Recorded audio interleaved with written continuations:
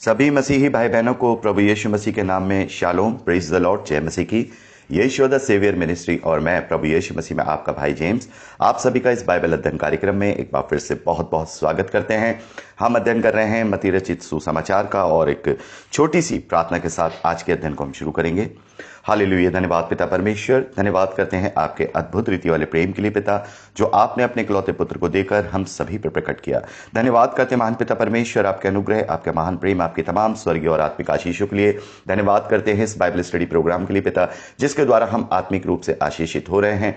होने दे पिता परमेश्वर, आज के अध्ययन में पवित्र आत्मा हमारी सहायता करे, मदद करे, हमें सत्य वचन ठीक रीति से सिखाए, ताकि हम इन्हें अपने जीवन में लागू करके आपके ग्रहण योग्य बने पिता, और आपके राज्य के लिए बहुत आय से इस्तेमाल हो सकें। सारी व्यवस्थाओं को पिता हम आपके धर्म में बलवंत दाहिने हाथ में सौंपते हैं पिता। तो आप हमारी मदद और अगुवाई करना, हमें सुनने वाले कान और ग्रहण करने वाला हृदय देना पिता परमेश्वर, और तू हमें समझाने और समझने में पिता परमेश्वर सहायता मदद करना। सारा आदर महिमा देते हैं, इस प्रार्थना को अपने उद्धार करता प्रभु यीशु के सामर्थी नाम में मांगते हैं, आमीन। तो मेरे प्यारे भाई बहनों, अब समय है कि हम मत्ती रचित सुसमाचार उसके 9वें अध्याय का अध्ययन करें। मेरे प्यारे भाई बहनों, यहां पर इस अध्ययन को करने से पहले मैं चाहता हूं कि आप अपने पास बाइबल रख लें, क्योंकि ये जो आज अभी ये जो हम अध्ययन करने वाले हैं इसमें ज़रूरी है, क्योंकि इसमें बहुत सारी चीज़ों को मैं यहाँ पर मिला करके आप लोगों को बताने का प्रयास करूँगा। तो पहले तो पढ़ लीजिए पूरा 9वां अध्याय, पहले वचन से लेकर के पूरा लास्ट 38वें वचन तक, इसको पूरे अध्याय को अच्छी तरह से पढ़ लीजिए अगर आपने नहीं पढ़ा है। और पढ़ने के बाद बाइबल खोल करके रखिए जहां आप ये स्टडी सुन रहे हैं, ताकि आपको वो वचन जो मैं बोलूं तुरंत वहां पढ़ करके आप देख सकें। अगर आपने नहीं अभी पढ़ा है तो उसको पॉज कर लीजिए, इस रिकॉर्डिंग को रोक दीजिए और रोक करके इसको सुन लीजिए और फिर वापस आइए। आशा करता हूं कि आपने इसे पढ़ लिया होगा। तो मेरे प्यारे भाई बहनों, यहां पर हम देखते हैं कि प्रभु यीशु मसीह ने 5 आश्चर्यक्रम किए हैं। एक लकवे के रोगी को चंगा किया, एक मरी हुई लड़की को जिंदा किया, एक बीमार स्त्री जिसे 12 साल से लहू बहने का रोग था उसे चंगा किया, 2 अंधों को दृष्टिदान दिया और एक गूंगे को जिसमें दुष्ट आत्मा थी उसको प्रभु ने चंगा किया। और इससे पहले हमने 8वें अध्याय में भी प्रभु के द्वारा 2 चंगाइयों को देखा। एक कोढ़ के रोगी को प्रभु ने चंगा किया था और एक सूबेदार के एक सेवक को प्रभु ने चंगा किया था। मेरे प्यारे भाई बहनों, यहाँ जो प्रभु चंगाइयाँ कर रहे हैं, कभी कभी क्या होता है कि हम इन्हें एक संसारिक वे में ले लेते हैं कि प्रभु यीशु मसीह केवल लोगों को चंगाई करने आया था, लोगों को शरीर के द्वारा उनको शुद्ध करने आया था। लेकिन मेरे प्यारे भाई बहनों, प्रभु यीशु मसीह यहाँ पर बहुत गहरा और बहुत ही भेद भरा संदेश दे रहे हैं, जिसे हमें समझना होगा। जैसे आपने यहाँ 9वें अध्याय के 13वें वचन में पढ़ा होगा, प्रभु कहते हैं इसलिए तुम जाकर इसका अर्थ सीख लो। तो हमें भी इसका अर्थ सीखना होगा। हम केवल प्रभु यीशु मसीह को संसार की बातों से ही, संसार की बातों की कसौटी से ही उसको जो है तोलते हैं। लेकिन अब हम आत्मिक हैं। प्रभु यहां क्या कर रहे हैं? प्रभु ये शरीर से जो चंगाइयां दे रहे हैं, इसका अर्थ ये नहीं है कि केवल वो शरीर की ही बातें कर रहे हैं, वो आत्मिक चंगाई के विषय में बात यहां कर रहे हैं। बहुत ही गहराई से हमें समझना होगा। मैं ये नहीं कहूंगा कि प्रभु यीशु मसीह के नाम से बड़े बड़े काम नहीं होते हैं। बिल्कुल ये 100% सत्य है कि प्रभु की सामर्थ्य के द्वारा हमारी प्रार्थनाओं के जवाब आते हैं। और शारीरिक रूप से भी प्रभु हमें, जब हम प्रार्थना करते हैं तो यदि उसकी इच्छा होती है तो वो हमें जरूर से जरूर चंगाई भी देता है। लेकिन प्रभु जहां जो संदेश दे रहे हैं वो ये कहते रहे हैं कि ये मत समझो कि केवल मैं तुम्हें शरीर की चंगाई देने आया हूं। नहीं, मैं तुम्हारे पापों की क्षमा के लिए आया हूं, मैं तुम्हारे छुटकारे के लिए आया हूं, मैं तुम्हारे आत्मिक जो घाव हैं उनको चंगा करने आया हूं, जो पापों के कारण तुम्हारे अंदर हैं।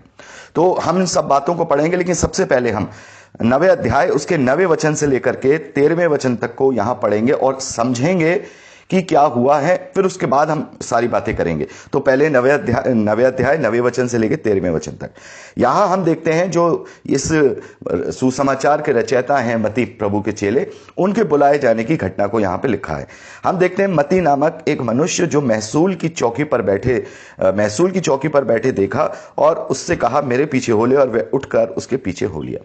महसूल लेने वाला क्या है? महसूल मतलब जो टैक्स कलेक्टर होते हैं, चुंगी पर बैठते हैं, सरहदों की जो चुंगियां होती हैं वहां पर जो आने जाने वालों से टैक्स वसूलते हैं।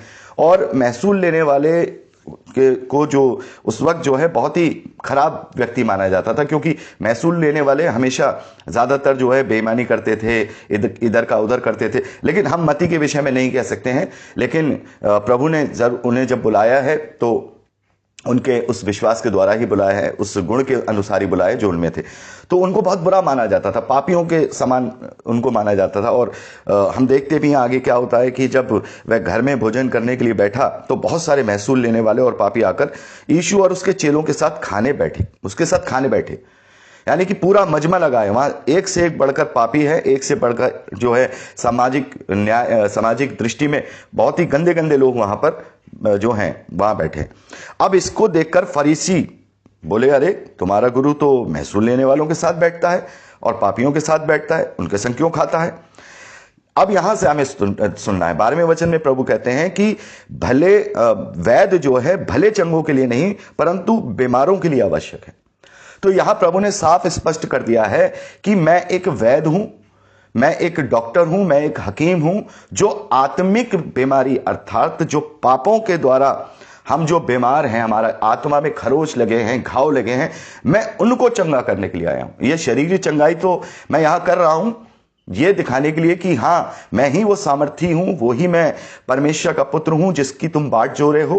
वो चिन्ह पूरे हों जो भविष्यवक्ताओं के द्वारा कहा गया था कि वो लोगों को चंगा करेगा, लोगों को कोड़ी जो है शुद्ध होंगे, लंगड़े चलने लगेंगे, वो चीज यहां मैं कर रहा हूं। लेकिन मेरा मेन मकसद जो मैं यहां जो करने आया हूं, जो मैं इलाज करने आया हूं, वो तुम्हारे पापों को की क्षमा के इलाज करने आए हूं, जो तुम आत्मिक रूप से बीमार हो। इसलिए प्रभु कहते हैं, इसलिए जाकर इसका अर्थ सीख लो, मैं बलिदान से नहीं परंतु दया चाहता हूं, क्योंकि मैं धर्मियों को नहीं परंतु पापियों को बुलाने आया हूं। बीमारों को, शारीरिक बीमारों को नहीं, वो उसके नाम से शरीर की बीमारी भी चंगी हो सकती है, उसकी नाम की सामर्थ्य में बहुत सामर्थ्य। लेकिन असल में प्रभु यीशु जो इस धरती पर आए हैं वो धर्मियों के लिए नहीं। अब ये कोई बोलेगा कि भाई धर्मियों के लिए क्यों नहीं आए हैं, भाई धर्मी के लिए तो वो तो धर्मी है। मेरे प्यारे भाई बहनों, यहां प्रभु यीशु मसीह कह रहे हैं जो खुद को धर्मी समझते हैं, जिन्हें लगता है कि हमने कभी पाप ही नहीं किया तो उनका मैं क्या उद्धार करूंगा, क्योंकि वो कभी अंगीकार करेंगे नहीं।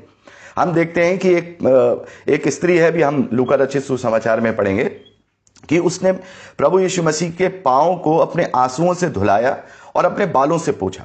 प्रभु ने यह कहा कि जिसके पाप ज्यादा क्षमा हुए हैं वो अधिक प्रेम करता है मुझसे। तो अगर हम अपने आप को पापी मान ही नहीं रहे तो हम प्रभु से प्रेम कैसे करेंगे। अगर मैं मानता हूं कि मैंने गंदगी की है, मैंने गलतियां की हैं, मैंने पाप किए हैं और मुझे पापों की क्षमा की वैल्यू है कि वाकई में अनंत दंड के छुटकारा, मुझे अनंत दंड से मुझे छुटकारा मिला है, तभी तो मैं प्रभु से प्रेम करूंगा कि मेरे जो मैंने कुछ भी नहीं किया। प्रभु क्या कह रहे हैं, मैं बलिदान से नहीं दया से प्रसन्न होता हूं। अर्थात उसके लिए मैंने कोई बलिदान नहीं किया, मैंने अपने जीवन में कितने पाप किए हों, चाहे कबीरा से खबीरा, उसके लिए मैंने कोई बलिदान नहीं किया, वरन प्रभु की दया मुझ पर हुई, उसका अनुग्रह मुझ पर हुआ। हम कहते हैं ना, हमारा जो उद्धार हुआ है वो अनुग्रह से हुआ है, हमने कुछ भी नहीं किया उसके लिए। प्रभु ने स्वयं से अपने लहू को बहाया और उसने बलिदान दिया, तकलीफ को सहा, सारी योजना बनाई, उसने हम पर दया की और उसने अपनी भलाई इस रीति पर प्रकट करी कि जब हम पाप ही में पड़े थे तभी प्रभु यीशु मसीह हमारे लिए क्या हुआ, बलिदान हो गया। तो मेरे प्यारे भाई बहनों, हमें जब हम सुसमाचार को पढ़ते हैं या हम बाइबल को पढ़ते हैं तो हमें आत्मिक बातों पर ध्यान देना है, क्योंकि प्रभु यीशु मसीह का आने का मकसद ही केवल और केवल इतना है कि वो हम जो परमेश्वर से दूर हो गए थे, परमेश्वर के निकट हमें प्रेम में पवित्र और निर्दोष कर दे, ताकि हम उसकी संतान होने का अधिकार प्राप्त करें और परमेश्वर की योजना जो उसने जगत की उत्पत्ति से पहले प्रभु में बनाई थी वो पूरी हो सके। तो यहां पर भी जो हम चंगाइयां देख रहे हैं तो ये प्रभु के अस्तित्व को यहां पर प्रकट करती हैं कि वो परमेश्वर है या वो परमेश्वर का पुत्र है। लेकिन यहां वो हमारी आत्मिक चंगाइयों के विषय में संदेश देता है। तो यहां जब हम पढ़ते हैं इन्हें, जैसे हमने 8वें अध्याय में भी पढ़ा तो और अभी हम 9वें अध्याय में भी आपने यहां पढ़ा होगा, प्रभु ने उन सबको अलग अलग जवाब दिया। देखिए, जैसे हम देखते हैं कोढ़ के जो रोगी है उससे प्रभु ने कहा कि मैं चाहता हूं तू शुद्ध हो जा, मैं चाहता हूं। और कोढ़ी ने क्या कहा, हे प्रभु यदि तू चाहे तो मुझे शुद्ध कर सकता है। सूबेदार के जगह हम देखते हैं प्रभु कहते हैं तेरे जैसा विश्वास मैंने पूरे इजराइल में नहीं पाया। ठीक है, यहां पर जब वो लकवे के रोगी को 9वें अध्याय पहले वचन से लेकर 8वें वचन तक जो घटना है उसमें जो लकवे का रोगी है उसमें प्रभु कहते हैं हे पुत्र ढांढस बांध तेरे पाप क्षमा हुए। दूसरे वचन में मृत लड़की के विषय में हम देखते हैं कि मृत लड़की के पास जब वो जाता है 24वें वचन में हम देखते हैं कि कहता है लड़की मरी नहीं पर सोती है, ठीक है, और उसने उसे जिंदा किया। और जिसे 12 साल से लहू बहने का रोग था, वहां प्रभु कहते हैं कि हे पुत्री ढांढस बांध तेरे विश्वास ने तुझे चंगा किया। और 2 अंधों को जब दृष्टिदान देते हैं 27वें वचन से लेकर 31वें वचन तक हम पढ़ते हैं, तो वहां प्रभु क्या कह रहे हैं? प्रभु कह रहे हैं क्या तुम्हें विश्वास है कि मैं ये कर सकता हूं? उसने कहा हाँ प्रभु। यहां हम देखते हैं गूंगे को जो चंगा किया, प्रभु ने दुष्ट आत्मा निकाली। तो वहां इजरायली जो हैं वो प्रभु से, फरीसी माफ कीजिएगा, फरीसी लोग प्रभु के लिए कहते हैं अरे ये तो दुष्ट आत्माओं की सहायता से इन दुष्ट आत्माओं को निकालता है। तो मेरे प्यारे भाई बहनों, यहां अलग अलग व्यक्ति, अलग अलग प्रभु की बातें और अलग अलग उनको चंगाइयां हमारे आत्मिक जीवन से जुड़ी हुई हैं, हमारे आत्मिक बीमारियों से जुड़ी हुई हैं। और वो आत्मिक बीमारियां हमें प्रभु के इन बातों से पता लगता है कि हम उनमें से कैसे प्रभु के पास करीब जब जाते हैं तो उनसे बच सकते हैं।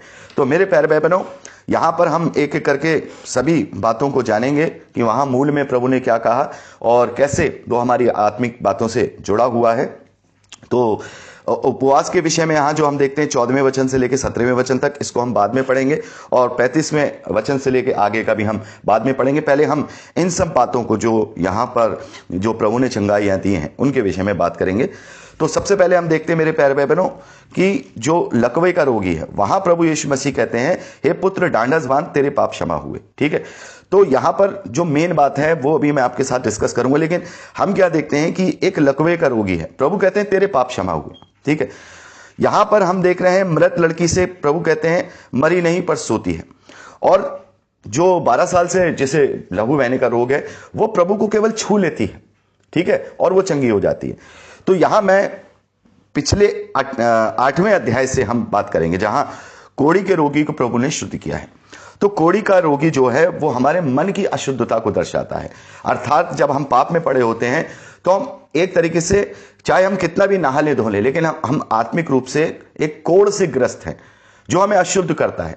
और जैसे कोढ़ी को कोई मनुष्य छूता नहीं, उसकी तरफ देखता नहीं, उसकी तरफ घृणा की नजर से देखता है, वैसे ही जब हम पापों से अशुद्ध होते हैं तो परमेश्वर भी हमारी तरफ नहीं देखता। लिखा है यूहन्ना रचित सुसमाचार में कि परमेश्वर पापियों की ओर नहीं देखता है। तो ये पाप एक कोढ़ के समान है जो हमें आत्मिक रूप से अशुद्ध करते हैं। और प्रभु यीशु मसीह हमें उससे शुद्ध करता है, लेकिन उसके लिए हमारे अंगीकार की जरूरत है। सबसे पहले हम देखेंगे कि हमारी आत्मिक अशुद्धता है, उसके लिए हमारे अंगीकार की जरूरत है कि प्रभु ही मुझे इन पापों से छुटकारा दिला सकता है, क्योंकि वो ही है परमेश्वर का पुत्र। और मैं विश्वास करता हूं, हे प्रभु तू चाहेगा, मैं तुझ पर विश्वास करता हूं। अब प्रभु यहां क्या कह रहे हैं? हाँ, मैं चाहता हूं कि तू शुद्ध हो जा। मैं चाहता हूं कि तेरा आत्मिक मेरा आत्मिक कोढ़, आपका जितने भी हमने पाप किए, हमारे मन की अशुद्धता है, प्रभु चाहता है कि ठीक हो, वो शुद्ध करने चाहता है। इसलिए तो उसने बलिदान किया, उसके लहू के द्वारा हमारा विवेक शुद्ध हुआ है। हम इब्रानियों की पत्री 9वें अध्याय में पढ़ते हैं। तो यहां पर क्या है, हम प्रभु के जब करीब जाते हैं, हमें जब विश्वास होता है तो प्रभु चाहता है कि वो हमारे पापों की अशुद्धता से हमें दूर करे। सूबेदार का जो सेवक है, जो सूबेदार का विश्वास है, वो ये दर्शाता है कि इस प्रभु पर विश्वास करने के द्वारा जो हम उद्धार पाते हैं, हम जो पापों की क्षमा पाते हैं, उसके लिए हमें कहीं जाने की जरूरत नहीं है। हमें कहीं जाने की जरूरत नहीं है कि हम इजराइल चले जाएं या प्रभु की कलवरी क्रूज पर, जहां क्रूज पर वो गाड़ा गया था वहां जाएं, या हम पूरा चक्कर लगाएं, या हम कोई बलिदान चढ़ाएं। प्रभु कहता नहीं, जहां तुम हो, सच्चे अंगीकार की जरूरत है। अगर तुम्हारे अंदर सच्चा अंगीकार है और तुमने सच्चाई से, तुम भले ही पूरी दुनिया में अकेले ही क्यों ना हो और कहीं भी हो, वहां तुम्हें मैं तुम्हारे पापों से तुम्हें चंगा करूंगा, क्षमा करूंगा, तुम्हारी आत्मिक जो बीमारी है उससे मैं तुम्हें चंगा करूंगा, यानी कि तुम्हें पापों से छुटकारा दूंगा। अर्थात जहां हो वहीं पर हो, मैं फिजिकली तुम्हारे पास नहीं, वरन आत्मिक रूप से अधिकार के साथ तुम्हारे साथ हूं, ठीक है। लकवे के रोगी को 9वें अध्याय में जब हम आ जाते हैं, लकवे के रोगी को, तो लकवा जो है हमारे जीवन को, लकवा क्या होता है मेरे प्यारे भाई बहनों? लकवा एक ऐसी बीमारी होती है जिसमें शरीर के बहुत सारे अंग कार्य करना बंद कर देते हैं। तो ये जो लकवा रोगी है वो हमारे आत्मिक लकवे ग्रस्त होने को दर्शाती है कि जब तक हम पाप में पड़े हैं जब तक हम अपने जीवन में अपने आप से हम कभी भी सक्षम नहीं है कि हम अपने पापों की क्षमा दिला सके। मतलब हमारे अंदर कोई खूबी लियाकत नहीं है कि हम स्वयं से कोई ऐसा कार्य कर दें। हम लकवे के, जब हम पाप में पड़ते हैं तो एक लकवे के मरीज बन जाते हैं। हम अपने आप से अपने पापों की क्षमा नहीं कर सकते। तो इसलिए प्रभु कहते हैं कि हे पुत्र, ढांढस बांध, तेरे पाप क्षमा हुए, क्योंकि तू मेरी निकटता में आया है, तू मेरे पास आया है। इसलिए प्रभु कहते हैं जो मेरे पास आएगा वो कभी भूखा ना होगा, जो मुझ पर विश्वास करता है वो कभी प्यासा ना होगा। तो प्रभु यहां पर कहते हैं कि जो मेरे पास आते हैं वो अपने आप से तो खुद अपने लकवा रूपी पापों से वो शुद्धता नहीं पा सकते, मुक्ति नहीं पा सकते, लेकिन मैं मुक्ति दाता हूं। क्योंकि यहां प्रभु कह रहे हैं कि पापों को क्षमा करने का अधिकार मेरे पास है। ठीक है, तो यहां जो पैसेज हम जो पढ़ रहे हैं, यहां पहले वचन से लेकर 8वें वचन तक, यहां दो बातें हैं। एक, हमारे आत्मिक लकवाग्रस्त होने को हम अपने आप से अपने पाप क्षमा नहीं कर सकते, लेकिन प्रभु हमारे पाप क्षमा करता है जब हम उसके पास आते हैं, क्योंकि उसे पापों को क्षमा करने का अधिकार दिया गया है। लेकिन यहां प्रभु ने एक और संदेश दिया है, उसको भी हमें समझना है। तो हम अगली रिकॉर्डिंग में वहां से बात करेंगे। प्रभु हम सबको आशीष दे।